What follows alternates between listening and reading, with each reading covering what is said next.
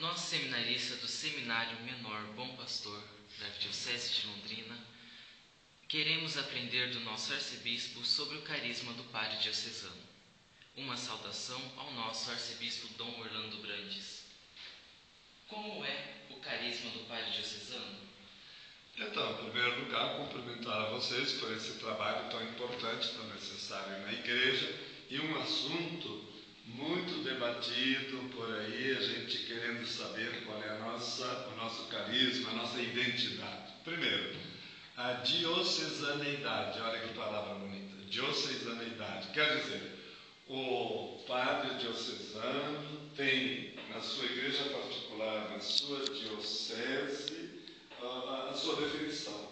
A diocese, as pastorais da diocese, o jeito da diocese é que caracteriza o padre diocesano, a identidade dele. Então, é um homem vinculado não só à paróquia, mas principalmente vinculado à diocese.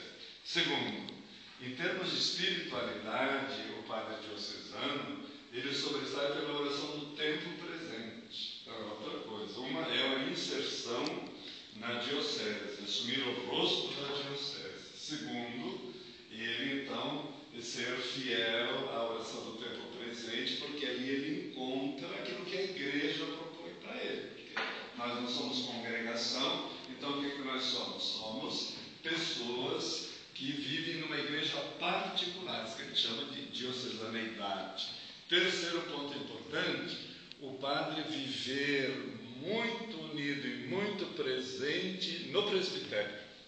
Essa comunhão com o presbitério, essa presença no presbitério, essa colaboração no presbitério, isso é a alma, é o rosto do padre diocesano. E uma quarta coisa, o padre diocesano se santifica principalmente na sua caridade pastoral, quer dizer, no seu ministério, no seu trabalho, que nós chamamos de caridade pastoral. Ali está a sua santificação, ali nesse dia a dia. Então ele é um homem missionário, ele é um homem apóstolo por essa sua, então, caridade pastoral. Esses 4 pontos são fundamentais. Tem outros também, mas aqui nós temos, vamos dizer assim, a fotografia, o rosto da identidade do padre diocesano.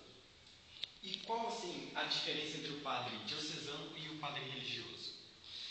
Então as diferenças são muitas, porque o padre religioso, ele já tem um carisma bem claro, né, da sua congregação, ele pertence a determinado provincial, ele está destinado a viver sempre em comunidade, que nós não estamos, ele faz os seus 3 votos de obediência, castidade e pobreza que nós não fazemos.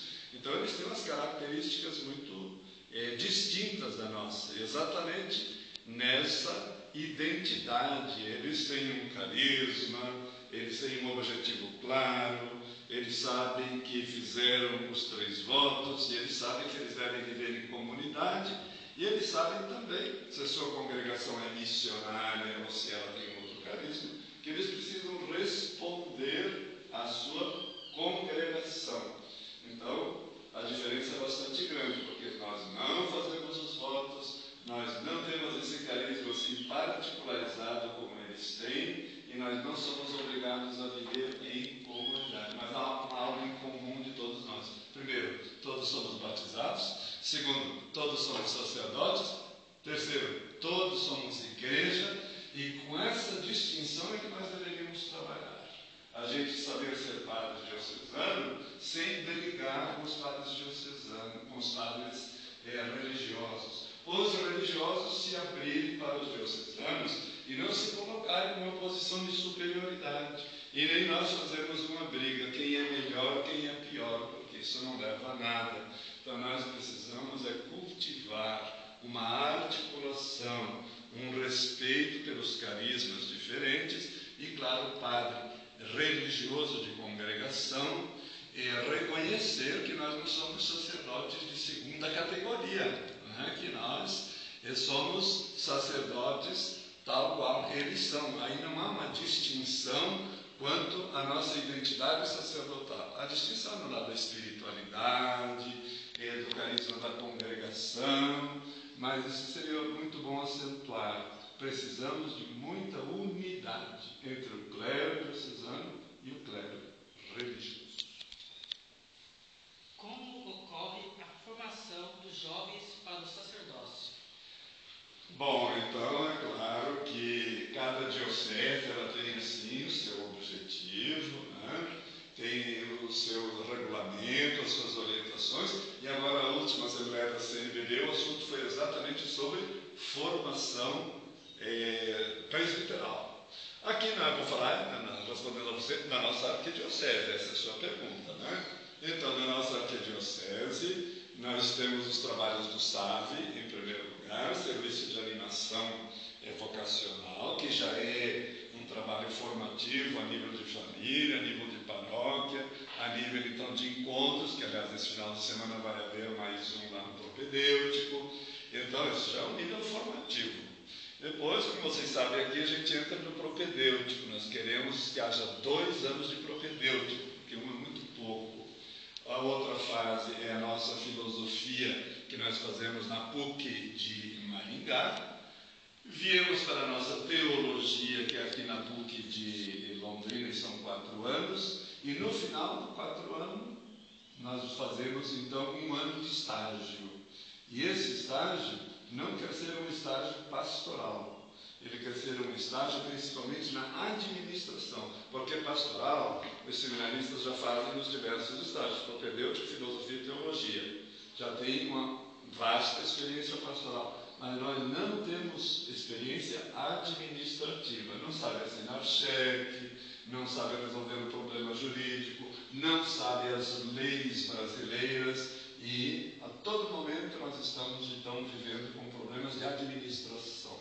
Então, além de nós queremos ter na nossa PUC um curso de administração, isso foi falado em várias reuniões, nós estamos resolvendo, e graças a Deus está dando certo, que no último ano, depois do 4º ano de teologia, o estudante passe pelo menos 6 meses numa secretaria, ao lado do secretário e da secretária, aprendendo todo aquilo que é o nosso mundo administrativo. Os padres que fizeram isso, os 2 primeiros foram o padre Isaac de Itamarã e o padre Edivantes aqui no santuário. Eles dão graças a Deus e já estão trabalhando e sabendo trabalhar porque fizeram essa experiência, sinal que acertamos. Dom Orlando, queremos desde já agradecer e pedimos que nos deixe uma mensagem de perseverança vocacional. Veja, quando a gente lê as Sagradas Escrituras, a vocação ela tem 3 elementos importantes. Primeiro, é um chamamento de Deus. Então, a minha mensagem é essa, que a gente interprete bem esse chamamento, que a gente respeite esse chamamento, que a gente faça um discernimento desse chamamento, que a gente seja sincero diante desse chamamento e que a gente busque ajuda para clarear cada vez mais esse chamamento. O segundo elemento é a nossa resposta. Então, essa resposta também a gente não pode dar sozinha, ela é pessoal, claro, mas a gente tem que ter diálogos com as pessoas, muita oração e também, vamos dizer assim, ajuda do diretor espiritual para que a nossa resposta seja autêntica, verdadeira e livre. E o terceiro elemento é a gente ter condições para a vocação. Porque se uma pessoa diz, eu quero ser aviador e tem medo de altura, não tem condições. Alguém diz assim, eu quero ser um bom piloto, mas ele é cego, não tem condições. Uma pessoa diz, eu quero ser um médico, mas eu tenho medo de sangue e não pode fazer cirurgias, então não tem condições. Por isso que também nós, para alcançarmos o nosso sacerdócio, sermos representantes de nosso Senhor Jesus Cristo, precisamos desse terceiro elemento, que geralmente nós esquecemos, as condições. Não precisamos ser santos, isso não, porque ninguém é. Sermos humanos, sinceros, na busca, então, de a gente seguir o quanto melhor nosso Senhor Jesus Cristo e sermos os seus discípulos. Hoje em dia, nem é importante a gente dizer eu quero ser padre. Hoje em dia é importante a gente dizer eu quero ser discípulo do Evangelho, discípulo de nosso Senhor Jesus Cristo. Acho que vocês estão caprichando